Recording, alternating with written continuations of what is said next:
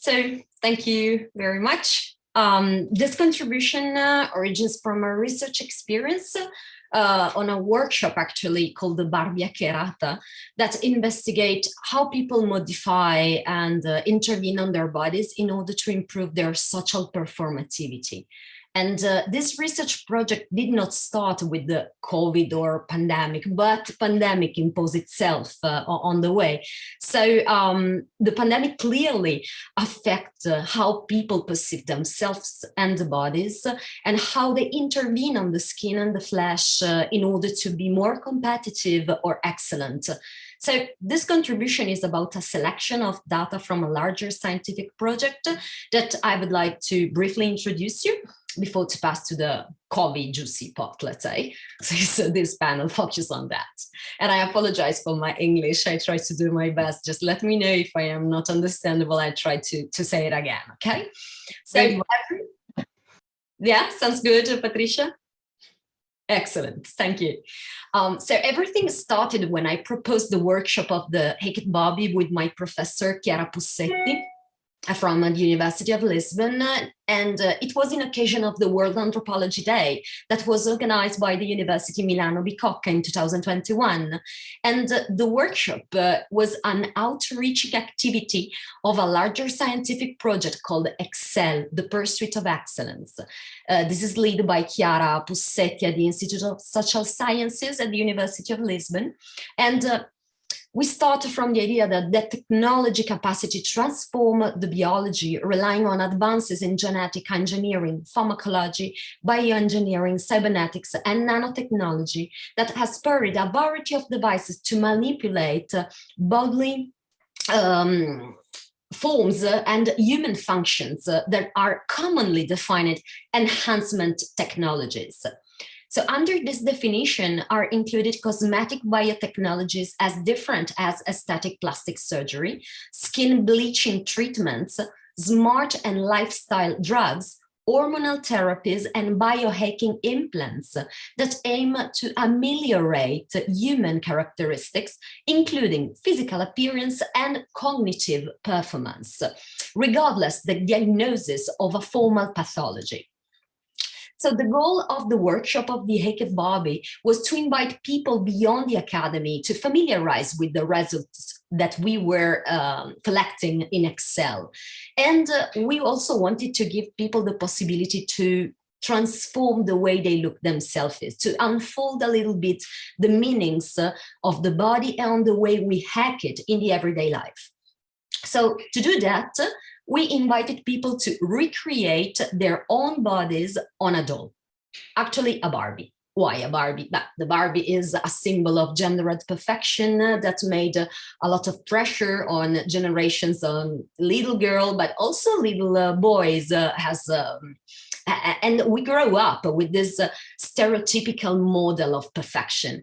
And so in the workshop, I like to say that we give people the chance to make a revenge against the Barbie, because for once, it's not the Barbie that imposes on you how you have to modify your body, but for once, it's the Barbie that has to be changed according to you as model. This initiative was supposed to be in person because the call was made in September 2020, when, at least in Italy, we were hoping that the COVID was at the end of its life. But instead, it didn't happen, of course, and we had to transform our proposal for the workshop in something online. So we circulated the instruction for participants online with emails, basically, asking specifically to collect pictures, videos, and notes, like little ethnographer, let's say, during the process of hacking the Barbies. And then we asked them to organize a little presentation, very simple, including the steps that they experience in order to modify the doll. And when we met through Zoom, we shared individual experiences and we had a common discussion about our similarities and differences, but also the symbologies that we choose to include in our projects, and also about the social pressure that we felt maybe through the whole life course, you know? Well, from February 2020, when we started, we repeated the Naked Barbie 7 times with 58 participants between Italy, Portugal, Brazil, UK, Germany, and other countries. Participants were mainly women from 19 to 73 years old with a very varied professional and educational background. Some were married, others single or divorced, some were mothers and grandmothers, and others simply daughters or nephews. Some were heterosexual, other bisexual or homosexual. A preliminary analysis of Naked Barbie showed that participants embodied many social pressure of being eternally young, beauty, healthy, full of energy, professionally competitive, with a specific well-looking involving hair, nails, body hair, breasts, legs, necks, hands and feet, and so on. Similarly, the accessories and the clothing were very important in narrations. They do not only have to be adequate, but original and unique, and they are perceived as a specific responsibility of the individual. And this data confirmed postmodern analysis of sociologists like Zygmunt Bauman, Anthony Giddens, and Chris Schilling, for example. Today, I selected some images of this, some of these projects that I would like to share with you, because they show that COVID is influencing the way we perceive ourselves as bodies, and it influences also the strategies that we employ on the body to empower our social performativity. And I gather them in 3 main topics, let's say. So the relationship with the media, with the relationship with the body, and with the others, or the world outside of the house. So one of the main recurrent aspects of Barbie projects was the fact that people were experiencing social isolation, of course, quarantine.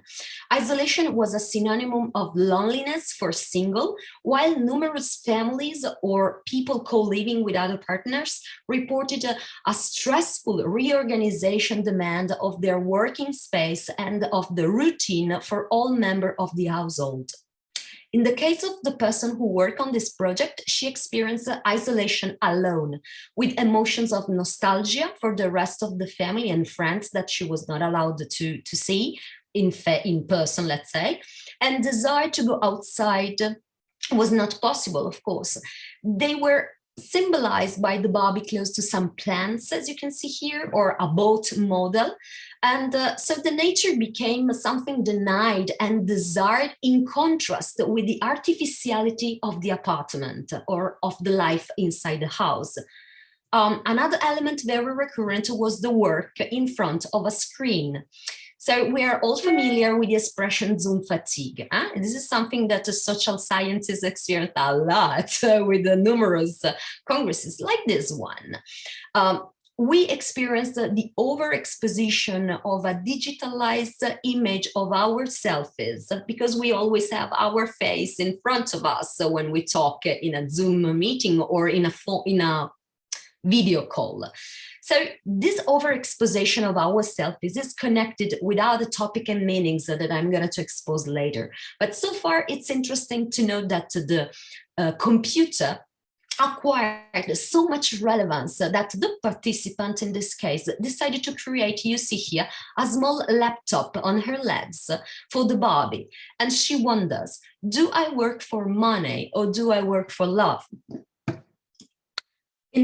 Is it the same to expose us in front of a screen or in our traditional working place, such was the library in the case of this participant? Do we use the same attention or strategies to choose the appropriate makeup, to choose our dresses or our hairstyle? Of course, no, we don't, of course.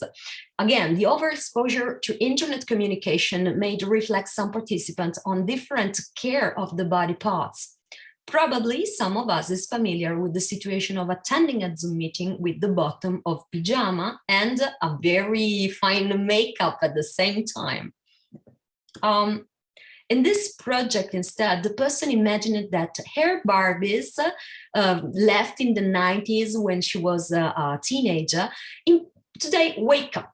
So wake up and they discover internet. They discover, in fact, that online it's possible to make a shortcut for their beauty projects.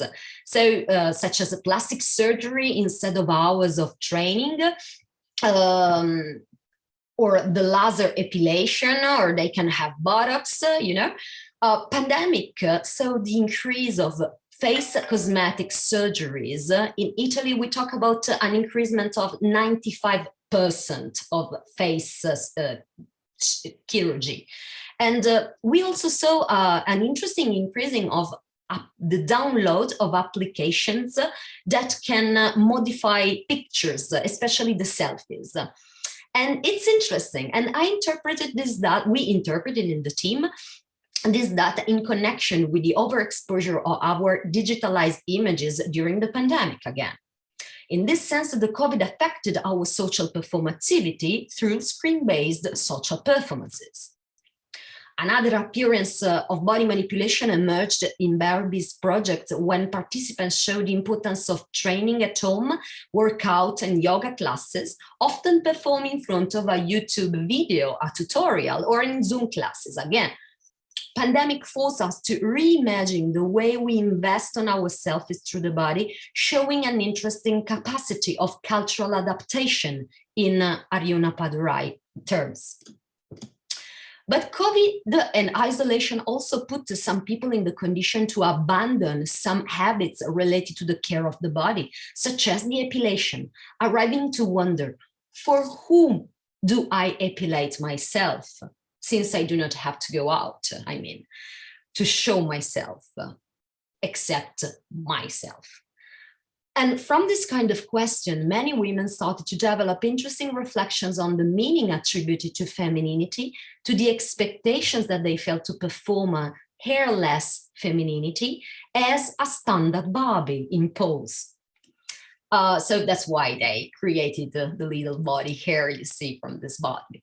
So this topic also raised reflections about gender constructions, Eurocentric and post-colonial models of excellence, freedom, beauty, and competitivity. Being naked, so the relation with the clothes, it's another argument that show up. What dresses are supposed to cover or to put in under the light? Some participants were ashamed of some body parts, and so the isolation became the chance to work on self-confidence and to experience nudity. And then the mask. The title say Barbie go for grocery here. The mask is another element that appeared in many projects. And it's curious that at the beginning, when we started in the first edition of the workshop, masks were really rare. It was if like people were resisting to include the mask in the way they think themselves. While instead, at the end, after almost 1 year of habits, using this disposal of self-protection, people get used and they started to include them as well in Barbie's project more and more. So the mask is something always narrated as imposed, something that cover, take out the face, meaning the individuality and the dignity of the person. Masks are presented only when Barbies are outside with other people, leaving the home and the place that is signified as more free and safe, a place where the person is honest because has not to be covered. So meaning that as authenticity also were put on the table. Being at home, people resignified the meanings of the home, as we're going to see, but also of clothes, as we saw, and also of some special objects. So they started to also have this resignifications of materiality around them. And of course, there was the resignification of home spaces, such as in this case, the safe space of the kitchen. The workshop also asked people to take pictures of the Barbie once that the hair care process was ended. We asked them to take pictures of the body in the social spaces where they are used to show their own naked bodies. And if someone with the mask show, as we have seen, that going outside was a sort of stress, others showed that being home was very hard too, as you can see here, home as a prison. Through the visuality, you see people experience a lot of languages to communicate in the workshop. It was extremely interesting. And I think that, of course, this different way to make research also let people open to express themselves in unexpected way, arriving to produce very beautiful handcrafts like the picture that I selected here, that was made by a professional photographer, because the person is a pro in the photography, let's say that. And finally, about the remaining of the space, it was interesting also to see that some spaces, such as elevators or the garage, you know, they started to be re-signified as something dangerous. Of course, the potentiality of the danger was linked to the possibility to meet someone during the little adventure. So going to make your grocery became a little adventure, let's say, in the best case. Otherwise, it was a stressful situation.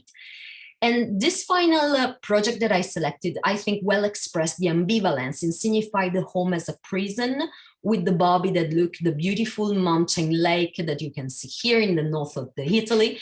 But the person at the workshop explained us that the body is also holding the barrier of the balcony, is taking that very strong, because she's worried to leave it and to leave the safe place of the house and to go outside is something stressful, even if it is something that the person really desired, because she was missing. So this research experience showed that cultural adaptation provoked by COVID and the measure of containing the contagion, like home quarantine, along with the production of meanings associated to the virus, human experiences was and is made of adaptations in the way we feel, experience, and perform through our bodies. We see the others and the spaces that are involved in the everyday life. Our clothes, the way we make up or choose our clothes, are influenced by screen overexposure and the way we wear masks, showing that the biological dimension of the pandemic is incredibly intertwined with the social side of human life. And the practice-based methodology had the power to redistribute the ethnographical power in a moment where it was so hard to make research, and the difference, and different from traditional way we were raised as anthropology to think the social research and the ethnography.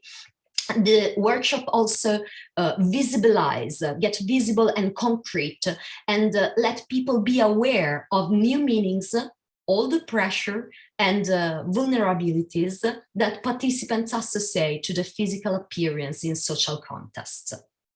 So I would like to thank you for your attention, and I would be happy to discuss about that later. Thank you. Thank you.